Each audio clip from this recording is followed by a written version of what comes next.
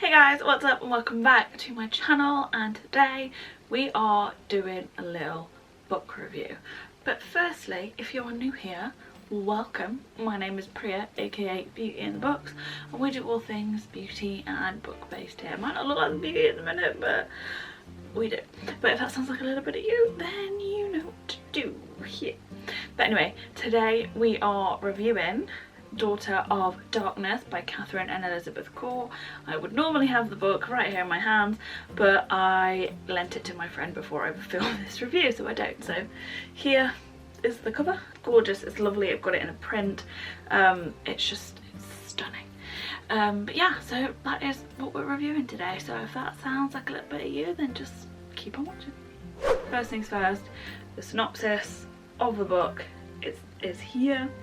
So just pause and read it. But yeah, I am not really one for Greek mythological retellings or general retellings of myths, really, just because I don't know the myths. I'm not really into myths, so when a story is really based off a myth, I feel like I'm missing something because I don't understand.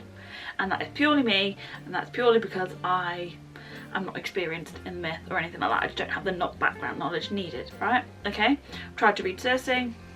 It didn't work. It just wasn't for me. I was like, what the hell is going on? Very confused. So I thought I would give this one a chance because, well, actually it was gifted to me by, I think it's Hockey Book, so there's a disclaimer, it was a gifted book. So I thought, let's give it a go, why not? What's there to lose? And I actually got on with it fairly well, so there you go, there's a win. If you don't watch the rest of the review, just take that away from this. But yeah, so what I really liked about the book was that while it was based on the retelling of Orpheus and Eurydice, I don't know how you say her name, the whole plot isn't centered around that story or retelling that story. That is like the basis, and then there's another plot adjacent to it, if that makes sense. So I think that's why I liked it, because it wasn't entirely about the myth and the story. It wasn't like a retelling of it traditionally, it just used it as inspiration and as a backdrop, which is great. So just going off that, the actual plot was really strong, really interesting, gripping. There was a few plot twists in there which some of them I expected and some of them I didn't. I think I expected some of them because they were dragged out a little bit in the build up, and if they weren't, then they would have been more of a surprise. But yeah, the actual writing was great, the world building amazing, and I really like that 90% of the book is actually based in the underworld. I just thought it was going to be like the last, I don't know, like 40% or something, and then it's really rushed, but it wasn't like that at all, which was great. And because it was in there for so long, the, I don't know, imagination, just the descriptions, everything, there was just like so much to it. There was so much depth to the setting of the scene, and they did so much with it, and it was really cool. Now, I don't know how much of the underworld is truth, because I don't know anything about mythology, but I thought it was really cool how they incorporated bits and bobs to what I know to be true. Just generally the writing was really good and really easy to get along with. The only gripe I have was that the chapters are just a little bit too long for me. I'm a short chapter girl. It makes me feel like the book's going faster.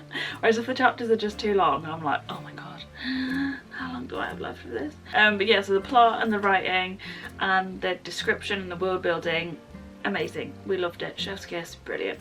The only thing where I think it flopped was probably the characters. They were written well in terms of that the descriptions were great, you know, they were easy to understand and easy to get along with, but they just had no depth. Like, there was just nothing. Like, I didn't care if they died, I didn't care if they survived, I didn't care about anything that really happened to them or any of the plot twists or new developments that happened. I was like, alright, okay, yeah, whatever. I don't know if that's because the story is definitely more quest and plot driven rather than character driven.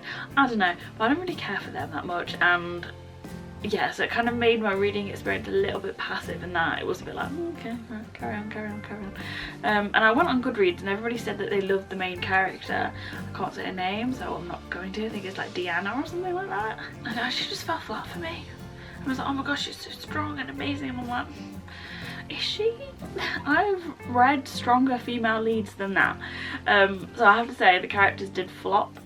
Apart from the gods, I like the gods, they were pretty cool, because I mean, I think they're a little bit more fun to write. I mean, as I mentioned before, there are a few plot twists in there. Some of them because they were based on the characters, again, I just didn't care about, but there was one plot twist that was built up near enough from the beginning of the book, and I think because it was built up so much, I think I was over it, and also I kind of expected it and it just fell a bit flat.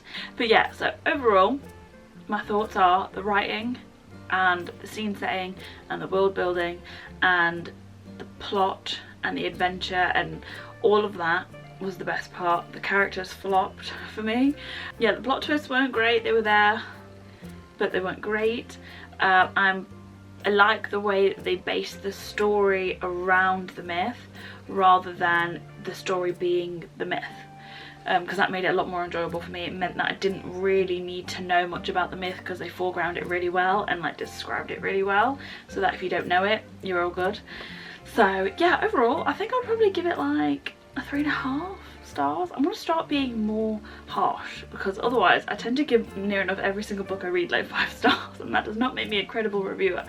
But yeah, if I was to rate it, I'd probably rate it 3.5, only because the characters flop so much for me. That's the only reason. If the characters were like better, or even one of the characters like I felt, then it definitely would have been like 4 or like 4.5, but yeah, the rest of it brought it through. So that is my review of A Daughter and Darkness. If you read it, let me know what you think. If you think I'm being too harsh and too critical, let me know. We're all entitled to our own opinions.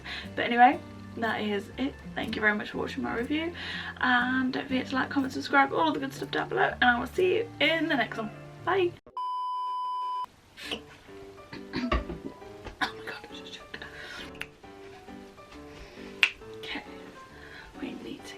In the mood.